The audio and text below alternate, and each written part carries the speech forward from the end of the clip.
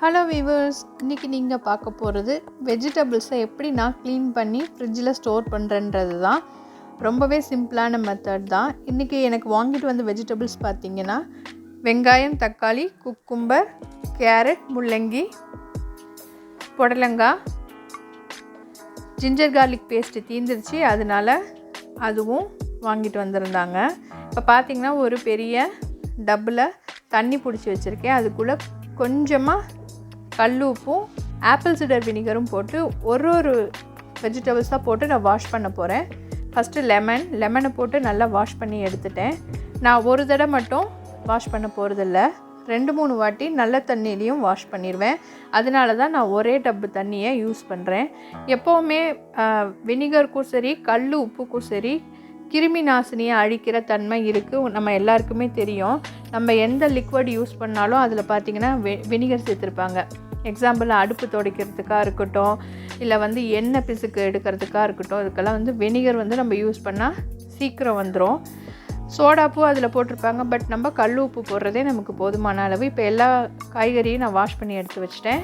அடுத்து இஞ்சி தோலெல்லாம் உரிக்கணும், அதனால் இந்த தண்ணியிலே போட்டு நான் வைக்க போகிறேன். பொறுமையாக எடுத்து நல்லா வாஷ் பண்ணிவிட்டு தோலை உரித்து டப்பாவில் போட்டுக்கலான்னு. இப்போ வெனிகர் வாஷ் முடிஞ்சதுக்கப்புறமா நார்மல் வாட்டரில் வாஷ் பண்ண போகிறேன்.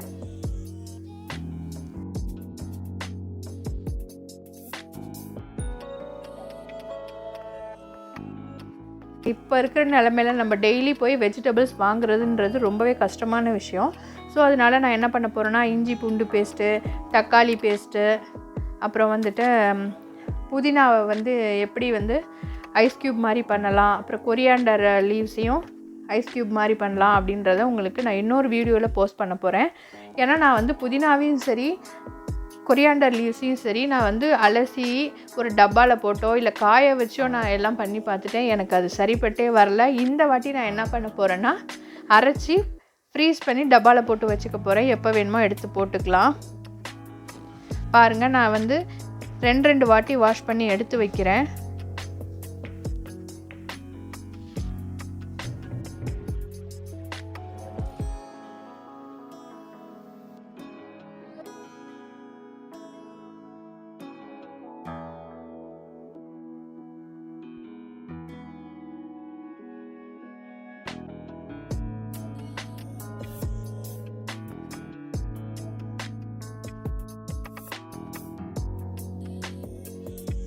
முந்தியெல்லாம் பார்த்திங்கன்னா நான் 3 நாளைக்கு ஒரு தடவை தான் காய்கறி வாங்குவேன். ஆனால் இப்போ நிலமை அப்படி இல்லை. வாரத்துக்கு ஒரு நாள் வாங்கிக்க வேண்டியதாக இருக்குது. அதனால தான் நான் இவ்வளோ காய்கறி வாங்கியிருக்கேன். இதுலேயுமே பார்த்திங்கன்னா கொஞ்சம் காய் இருக்கிற மாதிரி தான் இருக்கும். ஏன்னா எனக்கு 2 குட்டி பசங்க இருக்கிறதுனால அவங்க நிறைய வெஜிடபிள்ஸ்லாம் சாப்பிட மாட்டாங்க. ஆனால் கொடுக்கறத சாப்பிடுவாங்க. அவங்கள நம்பி நம்ம நிறைய செஞ்சு வச்சோன்னா அது நைட்டுக்கும் அடுத்த நாளைக்கும் நான் தான் சாப்பிட்ணும். அதனாலே நான் அதிகம் வாங்க மாட்டேன். இப்போ பார்த்திங்கன்னா ஒரு துணி பை இது நல்ல தண்ணியில் அலசிட்டு இப்போ எல்லா வெஜிடபிள்ஸையும் ஈரத்தோடு போட்டு நான் சுருட்டி வச்சிட்டேன். இப்போ இதை நான் ஃப்ரிட்ஜில் வைக்க போகிறேன். இப்படி வைக்கிறதுனால எனக்கு கண்டிப்பாக ஒரு வாரத்துக்கு நல்ல ஃப்ரெஷ்ஷாகவே இருக்குது. சீக்கிரம் காஞ்சிரும் இந்த துணி.